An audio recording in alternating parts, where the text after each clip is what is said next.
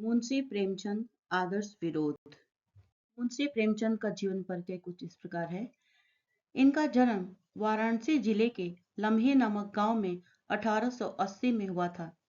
इनके बचपन का नाम धनपत राय था और पहले ये उर्दू में नवाब राय के नाम से कहानियां लिखते थे।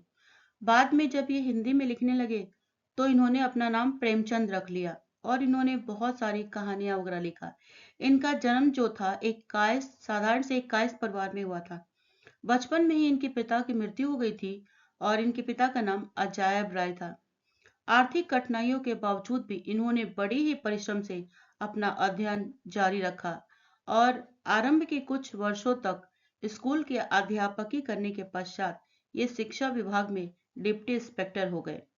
असहयोग आंदोलन से प्रेरित होकर इन्होंने सरकारी नौकरी से त्यागपत्र दे दिया और आजीवन साहित्य की सेवा करते रहे। इन्होंने कई पत्र पत्रिकाओं का संपादन भी किया और इनकी मृत्यु सन 1936 ईस्वी में हो गई। मुंशी प्रेमचंद मुख्य रूप से कहानी एवं उपन्यासों के लिए प्रसिद्ध है, परंतु इन्होंने नाटक, निबंध और संपादक कला को भी अपनी समर्थ लेखनी का विषय बनाया। इनकी रचनाओं का विवेचन कुछ इस प्रकार है। उपन्यास: गोदान, सेवा सदन, कर्मभूमि, रंगभूमि, गबन, प्रेमाश्रय, निर्मला, वरदान और कायाकल्प नामक श्रेष्ठ उपन्यास इन्होंने लिखे। इनके उपन्यासों में मानव जीवन के विविध पक्षों और समस्याओं का यथार्थ चित्रण हुआ है। कहानी संग्रह इन्होंने लिखा। मुंशी प्रेमचंद ने लगभग 300 कहानियां लिखी और इन कहानियों में सप्तसुमन, नवनिधि, प्रेमची, प्रेम सदन, मानसरोवर आदि 8 भागों में उपलब्ध हैं। नाटक: संग्राम, प्रेम की वेदी, करबला।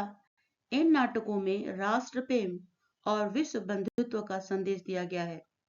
निबंध: कुछ विचार और साहित्य का उद्देश्य में मुंशी प्रेमचंद जी के निबंधों का संग्रह भी है। यह कहानी तब लिखा गया था जब भारत पर ब्रिटिश का शासन था। 6 जुलाई 1921 को श्री शारदा में इस कहानी को प्रकाशित किया गया था। भारतीयों की स्थिति तब अच्छी नहीं थी। लोग अंग्रेजी शासन से तंग आ चुके थे। अनपढ़ और गरीब जनता तो बहुत ही ज्यादा त्रस्त थी। दूसरी तरफ धनाढ़ लोग भी शोषित हो रहे थे अलग तरीके से। पढ़ लिख कर भी उन्हें जी हुजूरी करना पड़ रहा था। उन्हें अपने मन से जीने की कोई आजादी नहीं थी। उन्हें उन अंग्रेजों के अधीन ही जीना पड़ता था। इसके मुख्य पात्र हैं मिस्टर दयाकृष्ण मेहता, पत्नी राजेश्वरी, बेटा बालकृष्ण और बेटी मनोरमा। आदर्श विरोध कहानी लेखक प्रेमचंद की यह आजादी के पहले लिखी गई कहानी है, जिस समय ब्रिटिश जो था भारत पर शासन कर रहे थे। उसने भारतीयों की स्थिति बहुत ही दयनीय और विचारणीय थी, जिसमें गरीब अनपढ़ जनता ब्रिटिश राज्य के ज्यादतियों से परेशान थे। वे दूसरी तरफ धनाढ़ लोग भी अंग्रेजों की अलग तरह से ज्यादतियों से परेशान थे। पढ़ लिख कर भी उन्हें जी हुजूरी करना पड़ रहा उनका भाग्य था। नौकरी पेशा लोगों को भी अपने मन से काम करने की कोई आजादी नहीं थी। पढ़े लिखे और बुद्धिमान लोग भी सिर्फ वही कर सकते थे जो उनके अधिकारी चाहते थे। ऐसे ही दुविधा में जी रहे महाशय दयाकृष्ण मेहता और उनके परिवार की कहानी है। दयाकृष्ण की पत्नी का नाम राजेश्वरी, बेटी मनोरमा और बेटा बालकृष्ण है। भारत जब गुलामी के दौर से गुजर रहा था, वही दयाकृष्ण मेहता को सरकारी नौकरी मिलती है, जिससे कि वो बहुत खुश हो जाते हैं और दोस्त लोग उन्हें बधाइयां देते हैं, क्योंकि वायसराय में उनको कार्यकारिणी सभा का मेंबर चुना गया था। अंग्रेज भी बड़े खुश थे। चारों तरफ से उन्हें बधाइयां ही मिल रही थी। वायसराय के कार्यकारिणी मेंबर बनने से पहले दयाकृष्ण मेहता लखनऊ के प्रसिद्ध बैरिस्टर थे। वो सदैव जनता की सेवा को तैयार रहते थे, राजनीतिज्ञ थे, निडर होकर बहस करते और एक सज्जन पुरुष भी थे। दयाकृष्ण मेहता के लिए समाचार पत्रों में खूब चर्चा होती रहती थी, पर कुछ लोग दयाकृष्ण मेहता से खुश नहीं थे। उनका कहना था कि सरकार और लोगों के बीच तालमेल बैठाने का यह परिणाम है, और लोगों का कहना था कि आज एक मजबूत व्यक्ति अंग्रेज के हाथ में चला गया और मेहता की सफलता के लिए केसर पार्क में पार्टी दी जाती है। शहर के जाने माने लोग वहां इकट्ठा होते हैं। इसी सभा में मेहता ने कहा कि देश की जनता की हालत सुधार लाने के लिए परिस्थितियों में पहले हमें सुधार लाना होगा। कुछ लोगों का मानना था कि मेहता को फिरंगियों ने अपने जाल में फंसा लिया है। वायसराय की सभा में कार्यकारिणी मेंबर बनने पर मेहता को लखनऊ से दिल्ली आना पड़ा। दिल्ली आए अभी 1 महीना ही हुआ था और मेहता और पत्नी और बेटी मनोरमा अंग्रेजों के व्यवहार से बहुत प्रसन्न हुए। लेकिन धीरे धीरे मेहता समझ जाते हैं कि वायसराय के कार्य करने में मेजर बजट और नीतियों पर सिर्फ हस्ताक्षर करने के लिए उन्हें चुना गया है। उन्हें किसी भी तरह का निर्णय लेने का अधिकार नहीं है। अपने ही देश की बर्बादी की नीतियों पर, बजट पर उन्हें हस्ताक्षर करने होंगे। एक बार राष्ट्रीय सुरक्षा और औद्योगिकरण विरोध करने पर वायसराय ने कह दिया कि आप में उत्साह और आत्मविश्वास की कमी है। हर बात के लिए सरकार के आगे हाथ फैलाना आपकी अयोग्यता दर्शाती है। अरे अपनी योग्यता को बढ़ाना चाहिए आपको। भगवान भी उन्हीं मदद करता है जो अपनी मदद आप करता है। निश्चय ही मेहता लाचार थे। उन्होंने वही कहा जो वायसराय चाहता था। सबने उनकी फिर बहुत निंदा की, तरह तरह की बातें बनाई गई उनके बारे में। फिर उसके बाद चैत के महीने की मीटिंग शिमला में हुई, जिसमें कर्मचारी के वेतन बढ़ाने के बजट पर मेहता को हस्ताक्षर करने थे। अब सवाल यह था कि उसके जवाब में कर्मचारियों के वेतन वृद्धि, सैनिकों के खर्च बढ़ाए, जो कि दोनों जरूरी नहीं थे। इसके स्थान पर सीमा सुरक्षा पर खर्च करना बहुत जरूरी था। लेकिन मेहता अपनी आलोचना के डर से इस बात पर बोले नहीं और चुप रहे। फिर चारों तरफ से उनकी बहुत निंदा की गई।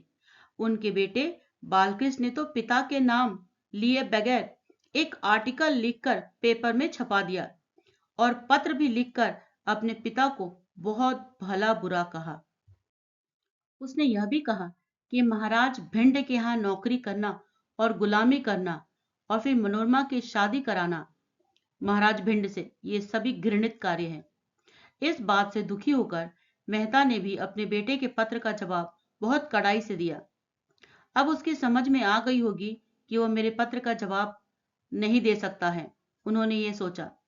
तभी उन्हें समाचार पत्र में एक न्यूज पढ़ा कि लंदन में भारतीय देशभक्तों का जमाव मिस्टर मेहता की बात का विरोध श्री बालकृष्ण ने किया है और इसका कारण यह था कि पिछले शनिवार को वेस्टर्न हॉल में भारतीय लोग और नेताओं की मीटिंग हुई थी, जिसमें दयाकृष्ण मेहता के भाषण पर निर्णय को बहुत बुरा भला कहा गया और यह भी कहा गया कि यह समान लालसा पद के लालच में देश प्रेम को त्याग दिया है।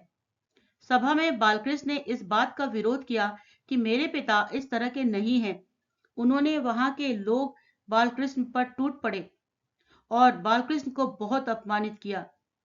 वहां सभापति ने बड़ी मुश्किल से लोगों को संभाला, लेकिन दूसरे दिन ही बालकृष्ण अपने कमरे में पिस्तौल की 2 गोलियां अपने सीने में आप उतार ली और वहीं पर पड़ी डायरी में लिखा था कि अगर मैं जीवित रहा तो मुझे अपने पूज्य पिताजी की कितनी बुराई और सुननी पड़ेगी।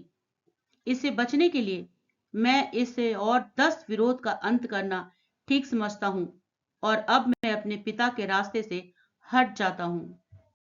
इस तरह से ये पाठ यहीं पर समाप्त होता है और 1 अंक की प्रश्न यहाँ पर दिया गया है, आप देख सकते हैं। ससंदर्भ व्याख्या आपके प्रश्न पत्र में 2 आएंगे 7 मार्क्स के लिए। यहाँ पर मैंने एक उदाहरण दे रखा है कि किस तरह से लिखना है आपको। पहले संकेत यानी कि जब आप कौन से क्वेश्चन कर रहे हो उसका स्टार्टिंग और लास्ट और बीच में डैश। इसके बाद प्रसंग, अपने पाठ्य पुस्तक का नाम, अपने पाठ का नाम और उसके बाद उसके लेखक का नाम। नेक्स्ट लिखना है संदर्भ। संदर्भ में मतलब किसने कहा या कहाँ कहा गया, ये लिखना है। व्याख्या में पूरा विस्तार लिख दीजिए और विशेषता में उसकी विशेषता को आप 2 लाइन में बता दीजिए। इसी तरह से पाठ में से कहीं भी आपको लाइन उठाकर व्याख्या के लिए दे सकता है, आप मेरे दिए हुए को उसको फॉलो कर सकते हैं। उसके बाद आपके प्रश्न पत्र में 5 मार्क्स के लिए टिप्पणी लेखन आएगा। यहाँ पर मैंने एक उदाहरण दिया है बालकृष्ण मेहता का। 16 मार्क के उत्तर के लिए आप मेरे वीडियो के पहले भाग को देख सकते हैं और उस पर आधारित आप उस प्रश्न का उत्तर लिखेंगे